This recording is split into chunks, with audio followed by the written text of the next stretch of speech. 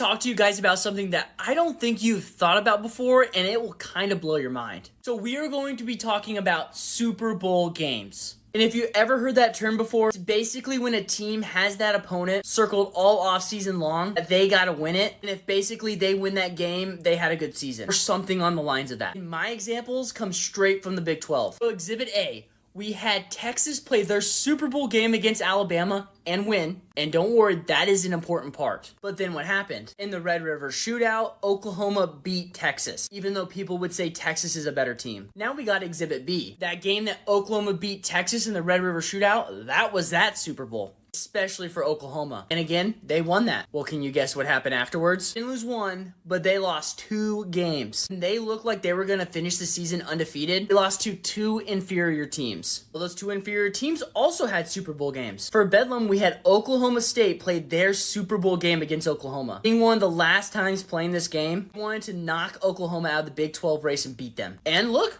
they did. Well, can you guess what happened? You want to say it with me? They lost another game afterward. And as you see, Oklahoma State lost to UCF, and let me say, they got blown out. UCF is not as good as a team as Oklahoma State. On my last example, Kansas won their Super Bowl game against Oklahoma, being the team that knocked them out of CFP contention because Oklahoma was undefeated with the win against Texas. Well, what happened 2 weeks later? Kansas lost to what was supposed to be an inferior Texas Tech team. So in the coming years, just know if your team plays a Super Bowl game and they win, they're on major upset alert in the weeks prior.